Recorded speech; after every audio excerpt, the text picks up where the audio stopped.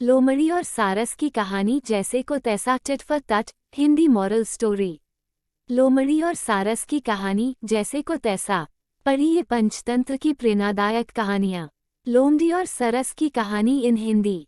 सारस और लोमड़ी की कहानी। नैतिक कहानी। लोमड़ी और सारस। किसी जंगल में एक लोमड़ी और एक सारस रहते थे। इन दोनों में बहुत अच्छी दोस्ती थी। सारस रोजाना अपने दोस्त लोमड़ी को तालाब से मछली पकड़कर खाने के लिए देता। इस तरह इनकी दोस्ती बहुत गहरी होती चली गई।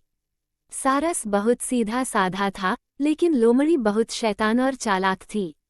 एक दिन लोमड़ी ने सोचा कि क्यों न अपने दोस्त सारस को खाने पर बुला लूं।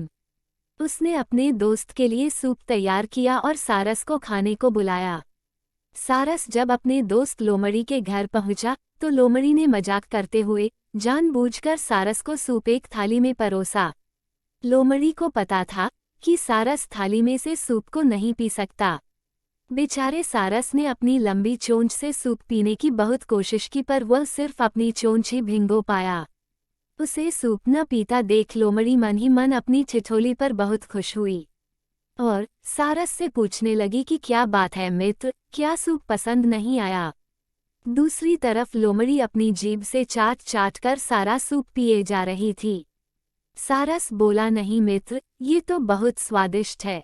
सारस ने जब देखा कि सूप को थाली में परोसा और लोमड़ी जानबूझकर उससे सवाल कर रही है, तो वह सब समझ गया, लेकिन उसने वहां कुछ नहीं बोला। उस दिन बेचारा सारस अपमान सहने के साथ ही भूखा अपने घर को लौट गया। फिर एक दिन मौका देखकर सारस ने भी लोमड़ी को अपने यहाँ खाने पर बुलाया और लोमड़ी दूसरे ही दिन सारस के घर खाने पर पहुंच गई।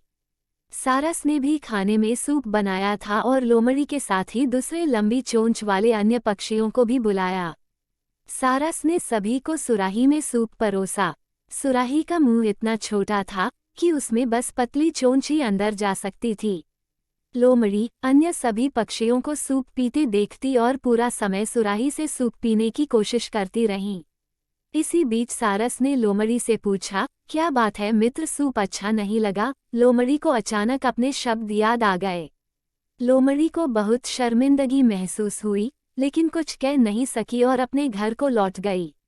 ये भी पढ़ें। सीख, हमें कभी भी किसी का अपमान नहीं करना चाहिए। हम जैसा दूसरों के साथ करते हैं वैसा ही हमारे साथ होता है। अगर आपको ये शिक्षाप्रद कहानी अच्छी लगी तो आप इस इंस्ट्रक्टिव स्टोरी फॉर किड्स को अपने परिवारजनों के साथ ज़रूर शेयर करें।